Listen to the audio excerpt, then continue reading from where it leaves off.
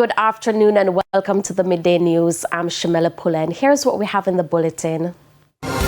Police seize hundreds of rounds of ammunition. 2 men on the run. CPFSA reports decline in missing children cases. And later in sports, reggae girls face USA in Friendly International this evening. Now the details. The Child Protection and Family Services Agency is reporting a dramatic decline in missing children reports. This was over a 10-year period. But the CPFSA says this is not for Jamaicans to become complacent.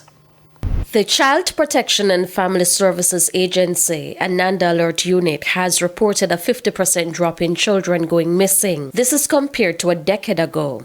But despite this progress, the CPFSA says the issue remains a serious concern. Between the year 2014 to 2024, there have been a 49% reduction in the number of reports compared to 2014.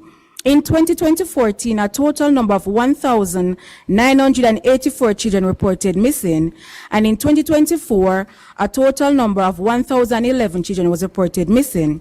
And of the 1,011 that was reported missing, a total of 89 have returned home, and unfortunately, 11 is still missing. 11% is still missing. St. Catherine recorded the highest number of cases during the 10-year period, with 301 children reported missing. This was followed by Kingston and St. Andrew with 200 and Clarendon with 93. In contrast, Portland recorded the lowest number with 12 cases. The reasons for children going missing remain the same. Some have to do with family conflicts. Oftentimes, mommy and daddy at home arguing, the child is there and everything. And sometimes we forget that the children are being affected by the words that we're speaking to each other, right? So there's unhealthy home environment. Some children are victims of abuse, whether physical, sexual, emotional, right? So oftentimes we hurt the children's feeling that without him telling them, but because that child is being home and he or she is being abused, they do not want to stay there. The CPFSA is calling on parents and guardians to be more vigilant with their children. Show your child love and affection. Don't be afraid to hug your child. Don't be afraid to show your child affection. Oh, you look nice this morning going to school, your uniform well pressed, your hair groomed and nice. That is so lovely. You smell nice, man. Have a wonderful day. Mommy loves you. Daddy loves you. Don't be afraid to show affection to your child. You know, be compassionate towards them. If a child comes to you to talk about something, don't run them. Or ground this man. You know, communicate with them, compassion with them. Like, let me hear what is happening with you. 2 men are on the run after a major seizure Tuesday morning in Westmoreland. The Jamaica Constabulary Force seized over 3,900 rounds of ammunition, 19 exotic animals and uncustomed cigarettes along White House during a sea-talk operation. The suspects remain at large. The JCF is urging the public to come forward with any information they may have. We'll have more on this developing story in subsequent newscasts.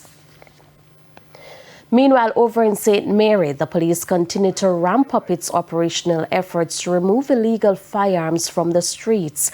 The lawmen seized 2 illegal weapons and a man was fatally shot during a recent operation.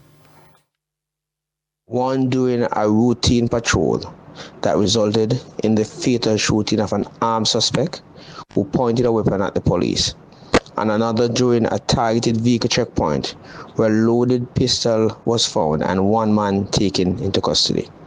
These operations reflect our ongoing commitment to disrupting criminal networks and keeping our communities safe.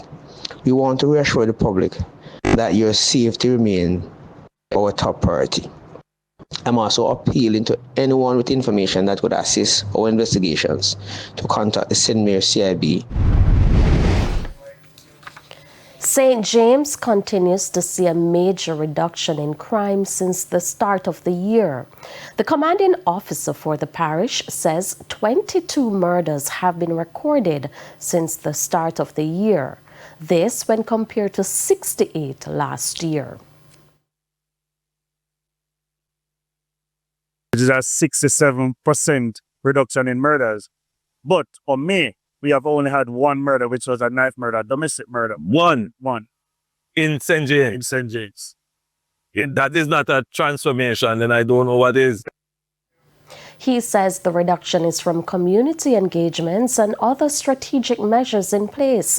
Meanwhile, Prime Minister Andrew Holness lauded the division, noting that the resources given to the force are having an impact on crime fighting. I think when you put the reduction in murders along with the travel advisory upgrade for us to a level 2, it augurs well for the tourism belt and generally for the brand. Definitely. Because when people see that it is not just, cosmetic, the upgrade, there are real changes happening that underpins the security of the nation and the citizens' security, the personal security that everyone feels.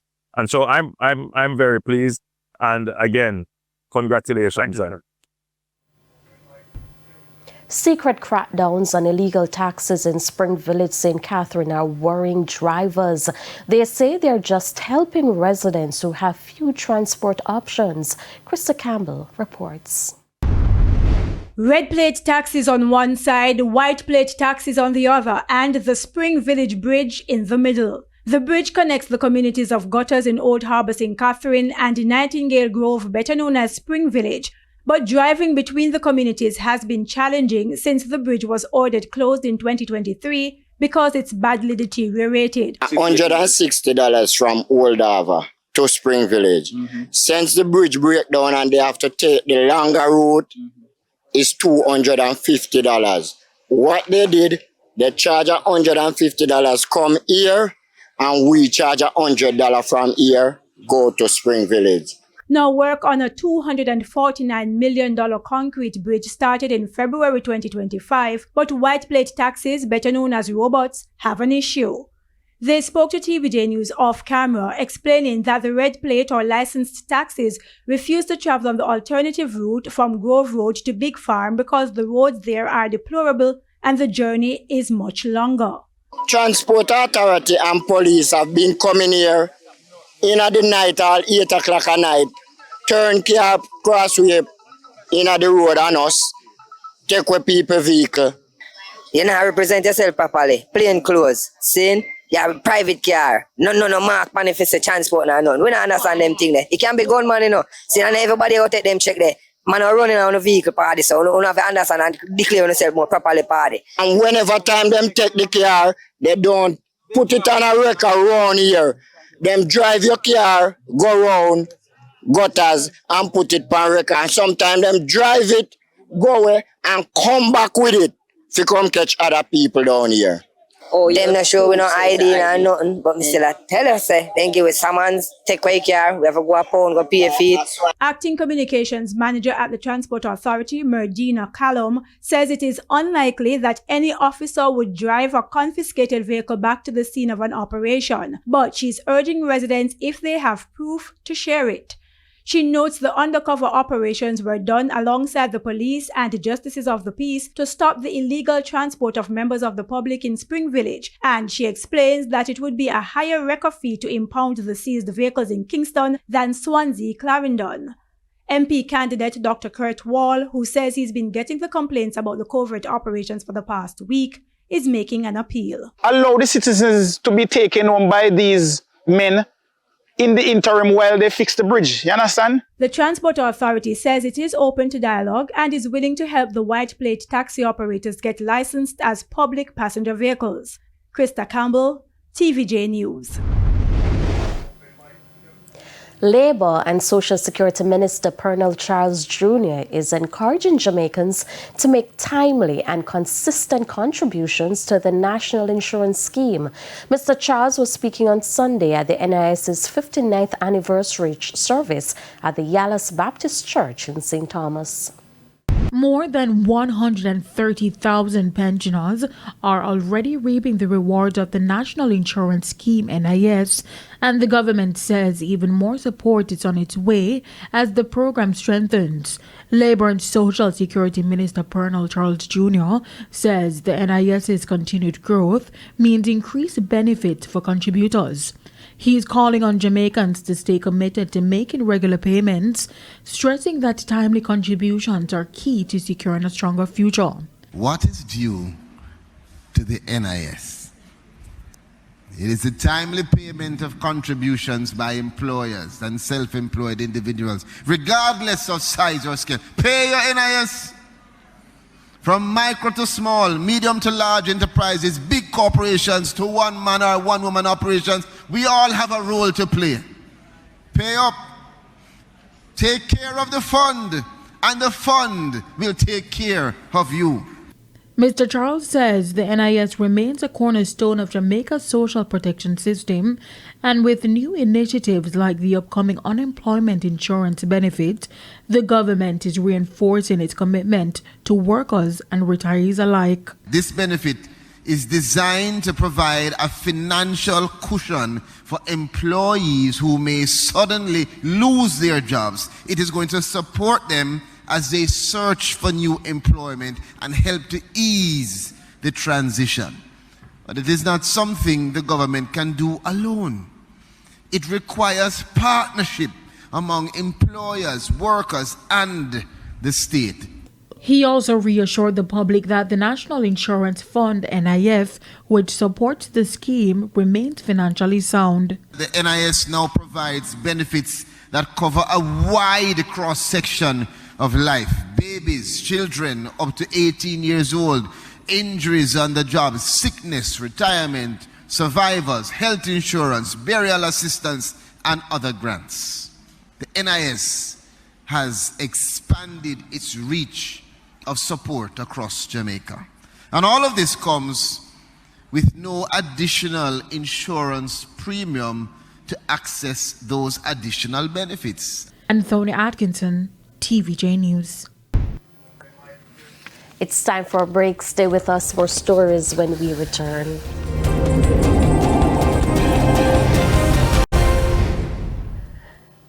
Welcome back to the Midday News. The Petersfield Health Centre in Westmoreland is set for long overdue renovations. Health Minister Dr. Christopher Tufton, who recently toured the facility, says the facility currently sees about 200 patients each week. Dr. Tufton says there's growing demand for healthcare services in the area. About 800 per month, serving an area of up to 15,000, but it's a growing area. And in keeping with our attempts to refresh and to enhance our primary healthcare facility, this facility is slated to be recategorized under the new designation under the primary healthcare reform. And so a team will come in or have started the process of assessing the needs. Dr. Tufton says the renovations will be carried out under the government's Operation Refresh program. Work is expected to begin sometime next month. To add some more space so that some of the curative services can be better dealt with. Some more space for staff because it's kind of cramped in some areas. To look at the general amenities, seating, the cooling with air conditioning, and water catchment systems, backup generator, things that are necessary to ensure that the facility functions and functions well. So I've given my commitment to the team here based on the support and lobbying of the Member of Parliament to ensure that we take some action. It's now time for the Business Minute. The Agro-Investment Corporation and the National Fisheries Authority recently signed a memorandum of understanding that will facilitate the sustainable development and improvement of opportunities within the fishing industry. This agreement will focus on the development of a 300-acre aquaculture agro-park at Amity Hall in St. Catherine. Under the terms of the MOU, the Agro-Investment Corporation will facilitate the development of the project, while the Fisheries Authority will fund the design consultancy and the deployment of field offices. Further afield, Disney says it is laying off several hundred more people around the world, with workers in its film, television, and finance departments impacted. The entertainment giant has been under pressure as viewers move away from cable TV subscriptions in favor of streaming platforms. The latest job cuts follow major layoffs announced in 2023 when around 7,000 workers were let go as part of a drive by Chief Executive Bob Iger to save $5.5 billion. And that's it for the Business Minute. I'm Carrie Ann Simpson. Time now for the top regional and international stories. In the region, Haiti is facing a deepening security crisis fueled by gang violence and institutional collapse. In response, Ambassador Martha D. Salm is spearheading diplomatic efforts at the Organization of American States, OAS, to rally regional support. A high-level symposium held recently gathered Haitian and regional leaders to address urgent issues of security, justice, and governance. Ambassador D. Salm stressed the urgency of international action, citing 1,617 deaths in early 2025 due to gang violence. On the international scene, federal agents arrested 14 people in Seattle for alleged involvement in a major drug trafficking ring. The investigation, assisted by wiretaps, revealed the links to this. Thank you, Antonia. We take another break. Sports is next.